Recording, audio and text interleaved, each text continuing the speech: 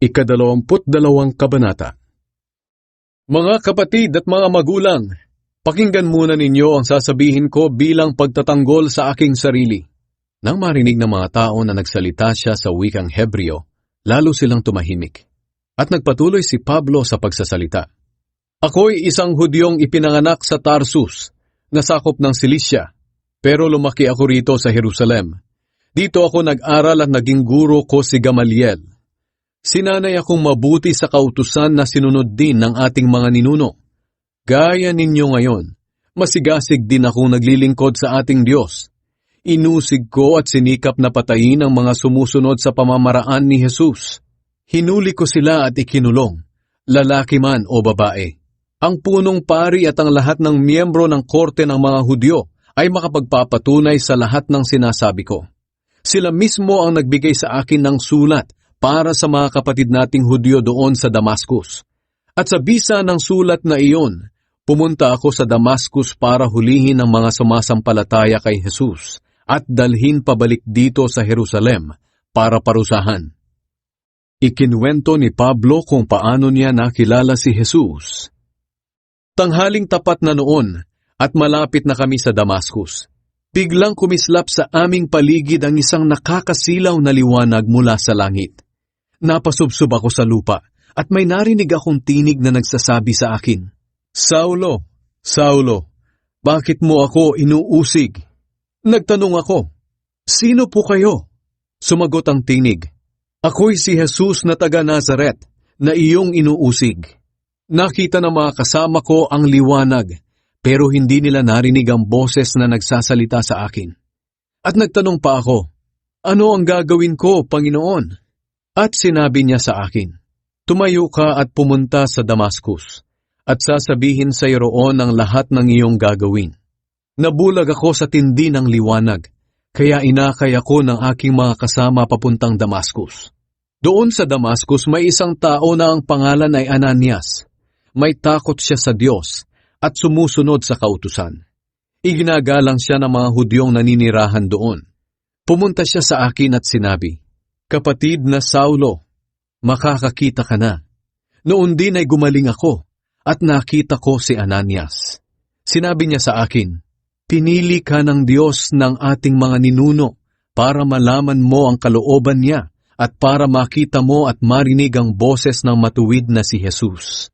Sapagkat ipapahayag mo sa lahat ng tao ang iyong nakita at narinig. Ngayon, ano pa ang hinihintay mo? Tumayo ka na at magpabautismo, at tumawag sa Panginoon para maging malinis ka sa iyong mga kasalanan. Inutusan si Pablo na mangaral sa mga hindi Hudyo. Pagkatapos, bumalik ako sa Jerusalem, at habang nananalangin ako sa templo, nagkaroon ako ng pangitain. Nakita ko si Jesus na nagsasabi sa akin, Bilisan mo, umalis ka agad sa Jerusalem, dahil hindi tatanggapin ng mga taga rito ang patutuo mo tungkol sa akin. Sinabi ko sa kanya, Ngunit bakit hindi sila maniniwala, Panginoon, samantalang alam nila na inikot ko noon ang mga sambahan ng mga Hudyo para hulihin at gulpihin ang mga taong sumasampalataya sa iyo? At nang patayin si Esteban na iyong saksi, naroon ako at sumasang-ayon sa pagpatay sa kanya, at ako pa nga ang nagbabantay ng mga damit ng mga pumapatay sa kanya. Pero sinabi ng Panginoon sa akin, Umalis ka sa Jerusalem, dahil ipadadala kita sa malayong lugar para ipangaral mo ang magandang balita sa mga hindi Hudyo. Pagkasabi nito ni Pablo, ayaw na siyang pakinggan ng mga tao. Sumigaw sila, Patayin ang taong iyan! Hindi siya dapat mabuhay dito sa mundo! Patuloy ang kanilang pagsigaw habang ibinabalibag nila ang kanilang mga damit at inihahagis ang alikabok pa itaas. Kaya iniutos ng commander sa kanyang mga sundalo na dalhin si Pablo sa loob ng kampo at hagupitin para ipagtapat niya ang kanyang nagawang kasalanan. Gusto niyang malaman kung bakit ganoon na lamang ang sigawan ng mga tao laban sa kanya. Nang iginagapos na nila si Pablo para hagupitin, sinabi niya sa kapitan na nakatayo roon, Naayon ba sa batas na hagupitin ninyo ang isang Romano kahit hindi pa napatunayang may kasalanan siya? Nang marinig ito ng kapitan, pumunta siya sa commander at sinabi, Ano itong ipinapagawa mo? Romano pala ang taong iyon.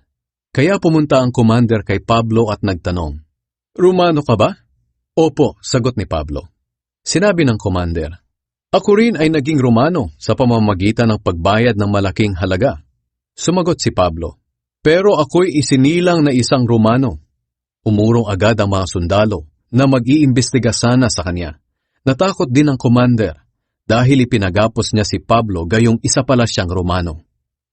Dinala si Pablo sa korte ng mga Hudyo. Gusto talagang malaman ng commander kung bakit inaakusahan ng mga Hudyo si Pablo. Kaya kinabukasan, ipinatawag niya ang mga namamahalang pari at ang lahat ng miyembro ng korte ng mga Hudyo. Pagkatapos, ipinatanggal niya ang kadena ni Pablo at iniharap siya sa kanila.